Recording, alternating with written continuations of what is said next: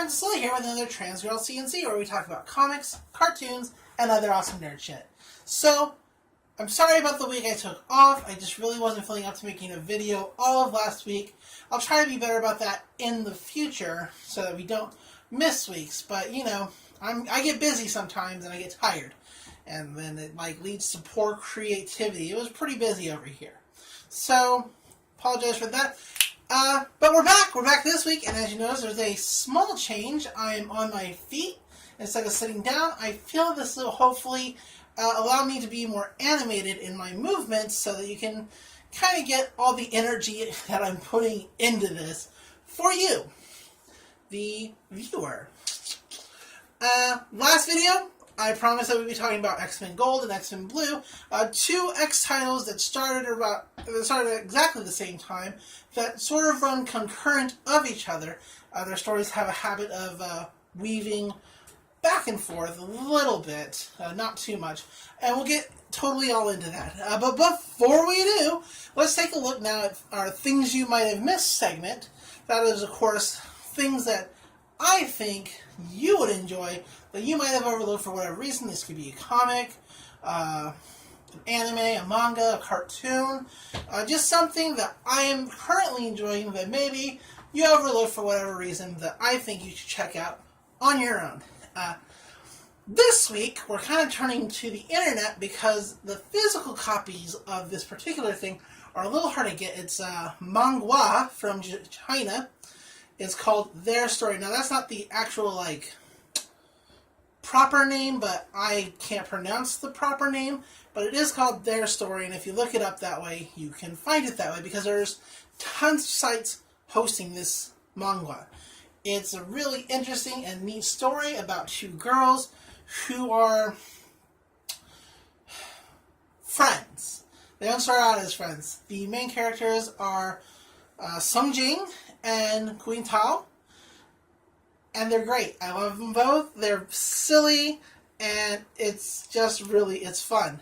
Now, what happens is that Sung Jing sees Queen Tao at one of the railway stations, and she thinks that she's so pretty that she has to talk to her. It's like she's never felt that way about a girl before, and that's how the story goes. It centers around that interaction and them becoming friends, and hopefully more.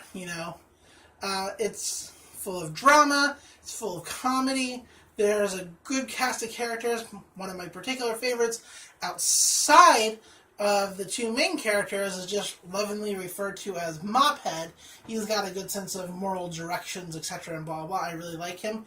He reminds me a little bit of Kuwabara from Yu Yu Hakusho in some ways. He's just like the good best friend type, and I really appreciate him. So, look around online, check that out.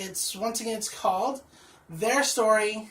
You can find it all over the place. I'll actually put a link to the Tumblr I read it on in the description below, so, check it out that way. Look that way. It's really good stuff. Sorry, I'm messing with my ears. On my feet. But let's get into this week's topic. It's X-Men Gold, X-Men Blue.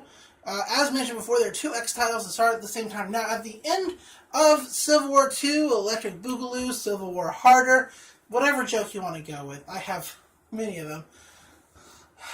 Civil Warrior, Too Fast, Too Civil War. Sorry, I'll quit. But at the end of Civil War II, the X-Team splits off into two branches, X-Men Gold and X-Men Blue. X-Men Gold is headed by Kitty Pryde. It's her team. It's her, Nightcrawler, Storm, Rachel Summers from that parallel future X universe who came back in time, Old Man Logan, and Colossus. Yeah, got them all. I think I did. I probably missed somebody, so sue me.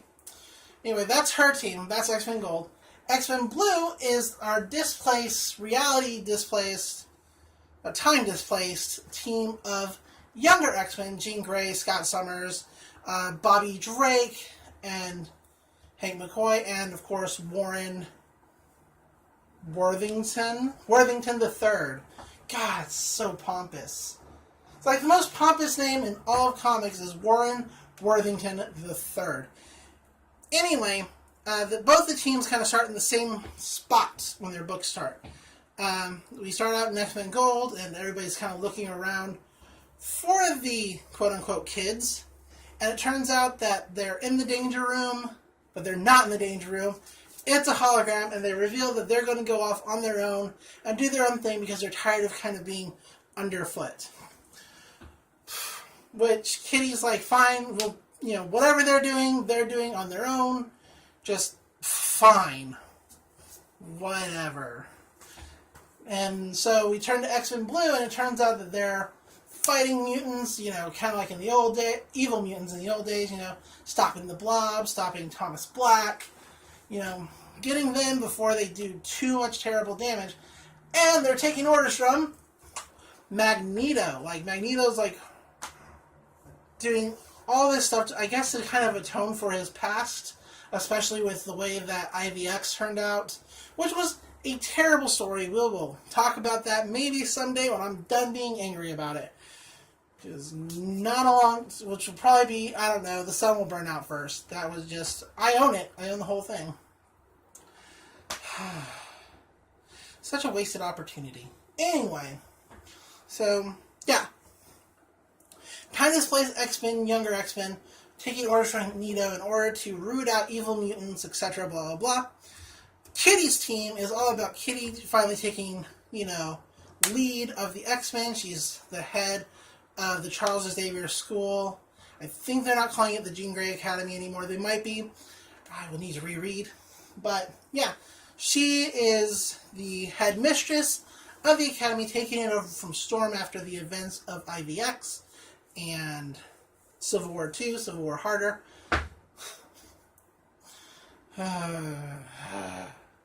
Civil War with a Vengeance. Sorry. I think there was a proper Die Hard 2 before we got to Die Hard with a Vengeance. But, yeah. And so, her story, both the stories are kind of cool in that there's kind of like a return to basics. Kitty's team is trying to have good relations with humans, especially after the entire IVX crisis where we had Inhumans fighting mutants and all out in the open is very dangerous. Racism against mutants is back in full effect, my friends. My folks? I don't know.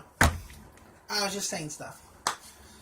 But racism against mutants is back in full effect, and what's worse is there's a new evil Brotherhood of Evil Mutants headed by some old X-Men foes, as well as some old X-Men team members, like Magma. She's there. And it's like this whole thing. They're like, we're trying to have good relationships with humans. We're set up in Central Park now. Even though we've, saved the city and we're told we could be here, the city's trying to tax the heck out of us and, get us off their land. And it's this whole thing that Kitty's putting up with while simultaneously running this team to foster better relations between humans and mutants. Back over in Blue, like I said, they're trying to root out evil mutants before they become too big of a problem. They're running their missions out of Madripoor, of course, under Magneto. The team gets an additional member in Jimmy Hudson, who is from the Ultimate Universe. He's Wolverine's son from an alternate dimension. And to be honest, when they said they were introducing him, I was not pleased with that decision, mostly because everybody told me he was going to be replacing Laura in the main canon, he was going to take over her book, etc. That I'm so glad he didn't. I'm warming up to him now because he's not doing those things. And it turns out that Miss Sinister is using mutants from that universe to do experiments on, figure out how they were created, because mutants in the Ultimate Universe were apparently created rather than born. The X gene didn't exist until somebody decided to make it. And there's an entire subplot about Hank, becoming a magic user and taking orders from an unknown person. It's a whole thing. Meanwhile, Kitty is doing everything in her power to keep the team together because Storm wants to leave, Rachel wants to leave, there's a big Sentinel problem they have to deal with, and like, it's just going totally off the rails. And their stories do finally come together in the Mojo-verse. Like, there's another, if you don't know who Mojo is, he's like this guy from a different universe who likes to come to other universes, and it's make a TV show out of, like, death and shit. Like, but actual death. I don't know. And that's kind of where the story is now, is in the Mojo-verse. And I was actually really angry starting it, but it looks like things are going to kind of go towards up to a place that I like. And it's really interesting to see how the two teams' dynamics work differently from each other. You have Kitty, who's got all this experience, all this, time in the X-Men, leading the team and just trying her best to hold it together. Like, Logan's there for the ride. He's doing his best to help, because the team is, like, they're together, but they're also fragmented. Whereas Jean's team, Jean is the leader of the X-Men Blue team. Sorry. Jean's team is, like, real together, but they don't have the experience, and so they find themselves at odds with that in and of itself, is that they don't have the experience necessary to really take on these modern mutant threats when they were, a couple of years ago taking care of 50s mutant threats, and it was not a big deal. Their worst day was Magneto. I mean, you have a pretty terrible day when Magneto shows up, but suddenly Juggernaut and Thomas Black, they're like real threats now instead of like throwaway threats until you get to like the real one. And so it's like this whole thing, they're trying to find their place in this world while also still trying to get to where they're supposed to be. If they can ever achieve that. I kind of hope they don't, just because I'd like a Jean that hasn't been through, everything to survive. Which, I mean, stuff's happening. Jean's got her own book, and shit's happening there too. And it's all leading up to the Phoenix Resurrection, which really kind of upsets me. But I'll read it anyway, and apparently good things happen because we're going to get an entirely new X-Men team called X-Men Red, headed by the original Jean Grey and not the young, time-displaced Jean Grey. I don't know if Blue will continue. I'm sure Gold will still continue. But it'll be interesting to see how that goes. And that's kind of what's going on in the X-Men world right now, is there's a lot of shit happening, and it's all leading back up to the Phoenix because Marvel will never let the Phoenix die. Which I guess is apt for what it is, the force of life or rebirth or whatever. I'm just, I'm kind of upset about the whole Phoenix thing because I could swear, like, so hard in my heart that Hope and Wanda took care of that with their House of Ming it away with the No More Phoenix and bringing all the mutants back from the brink. So, I don't know. It's always like, comics has this thing where it's like, depending on the writer, and they pay attention to such and such storylines and forget others. I liked AVX. It was pretty decent. But yeah, that's totally it for this week. I don't know what else I could talk. I feel like I've talked that whole situation to death. Next week, I'm not sure what we're doing. If I talk about Spider-Gwen, Gwenpool, maybe we'll talk about Miss Marvel. She's another favorite of mine. I can't wait to actually do that because her comic is super amazing. So that's what we'll do. We'll talk about Miss Marvel. But until next time, love comics, love cartoons, and I'll see you in the next video. Bye.